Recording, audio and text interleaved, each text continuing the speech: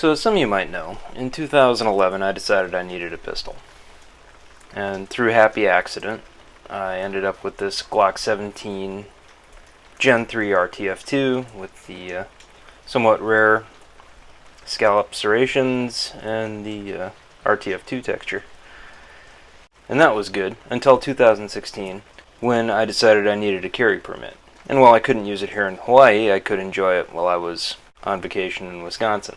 And as part of that process, I needed to select a carry gun. And so I dove in and did my homework.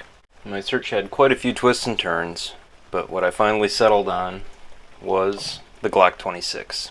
There's plenty of good 9mm out there, 380s, concealed carry pistols.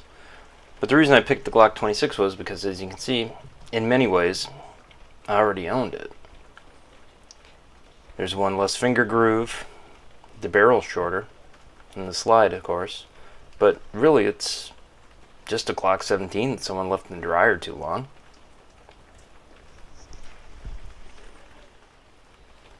You guys have heard me talk about how I get annoyed by neutered guns.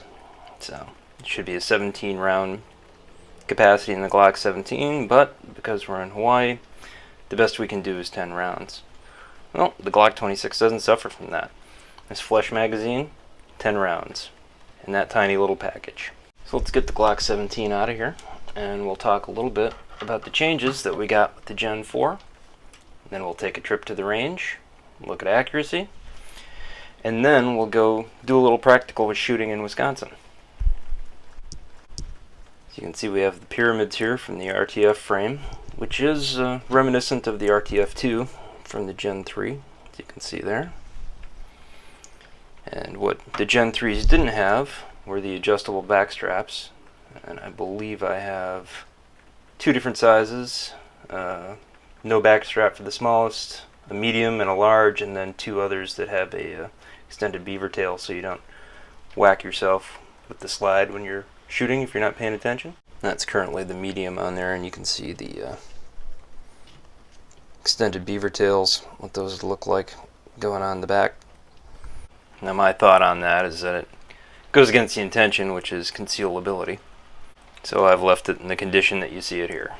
The advertising states, and I can confirm, the trigger's a little crisper, which was a ongoing criticism of the Glocks, that they had a mushy trigger. This one's a little better, and we'll see that borne out in the target shooting in a bit. So without further ado, let's go head out to the Koko Head Shooting Complex. You've already seen a little bit of footage from out there.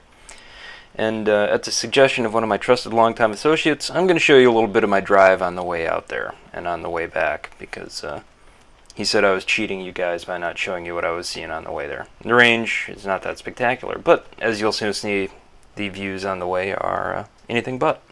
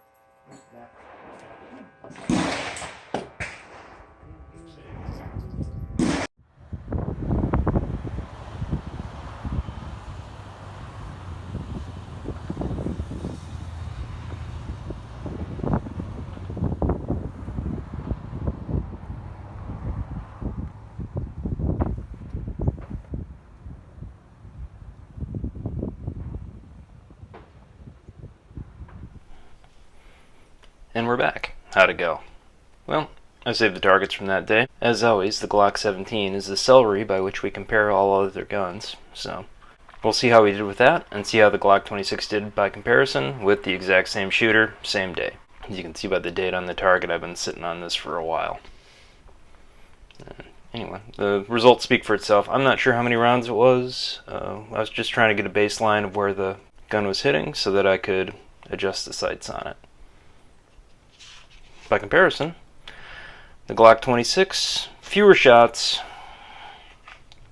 and as you can see, we were capable of hitting some bullseyes, although the pattern perhaps is a little more dispersed. We'll not know without more shots fired, so I'd call that more than acceptable considering the shorter sight radius. Different day, same shooter, Glock 17 again. As an aside, I spent some time between the last shooting session and this one practicing the dry fire on the trigger, and I feel like my results improved. These are all freehand at 25 yards, so there's more involved than just the gun. And a couple weeks later with the Glock 26. I believe this was later in the range session, and it seems like the longer I shoot, the more my accuracy deteriorates. Although for 25 yards, I'll call this an acceptable group. So, that takes care of accuracy.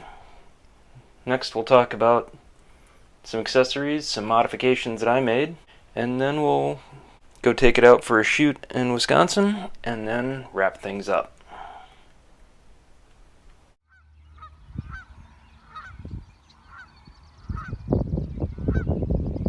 Geese hanging out. And no video is complete without a field strip, so let's do that as well. Drop the magazine, check the chamber, pull the trigger, pull back the slide ever so gently, pull down on the tabs, and slide the slide off the frame.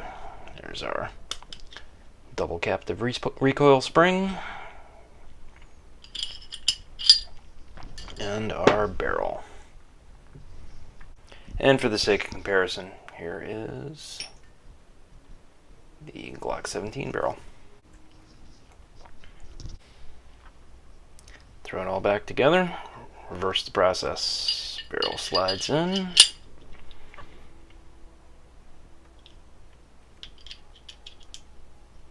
Making sure you get it on the second ledge and the lug on the barrel.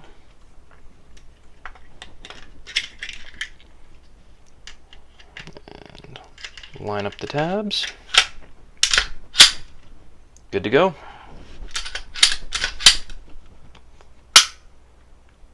Success.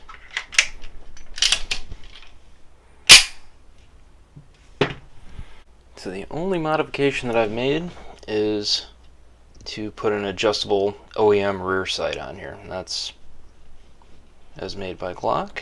Here's a look at the sight picture, and although I've depressed this thing all the way to shoot as low as possible, for me at least it's still a little high. And if someone were so inclined, they could certainly put some night sights on there like I've got on the 17. They're all compatible. Speaking of compatible parts, at the same time I was in the market for the Glock 26, the Glock 42 and the Glock 43 had just hit the market, and I looked at those with interest, and I finally settled on the 26 because of the magazines. As you can see, we've got a flush magazine here. Here's a magazine with a Pierce extension, and this does not add any capacity. You can also use the +2 finger extensions to bring the magazine from 10 up to 12, and if you like somewhere to put your pinky, this is a good choice. And I've found the gun is fairly pleasurable to shoot either way. It's not really too bad of a handful unless you're shooting +P rounds out of it. And then of course the beauty of the magazine compatibility with Glock is takes Glock 19 magazines, and this is a 10-rounder as well by Magpul, which doesn't do us any favors here in Hawaii, but in Wisconsin it could go well. And also Glock 17 magazines for a 17-round capacity. And if you're in Wisconsin, well, have a look.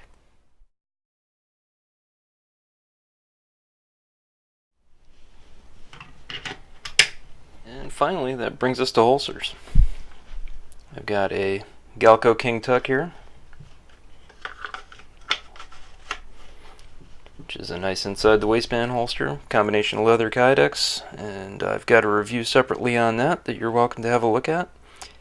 And the only catch to this is you're definitely going to have to wear an undershirt, because after about 45 minutes this RTF is going to give you a nice rash on your side.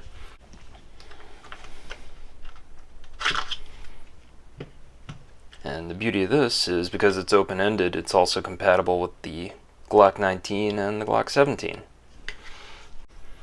And if you're just taking a quick trip to the mailbox, and this is what I used for most of my Wisconsin trip, I've got an Alabama Holster Company pocket holster.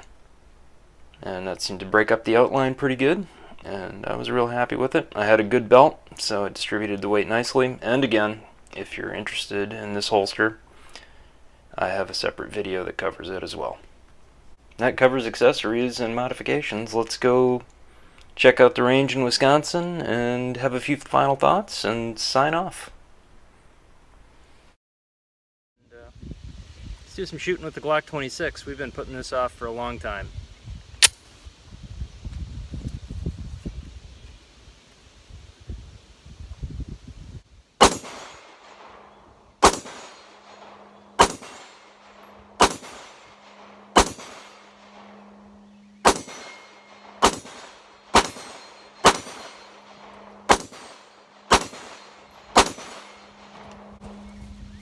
And that cheery ring you hear is a man-sized target at 17 yards.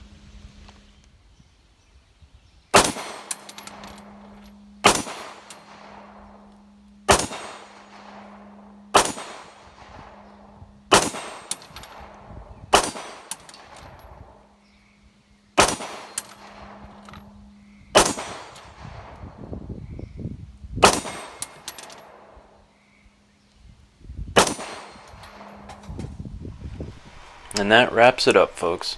The only thing I have to add is that I do keep a meticulous log about any malfunctions that any of my firearms have. And to date, this thing has been perfectly problem-free. So there you have it. Glock 26 Gen 4.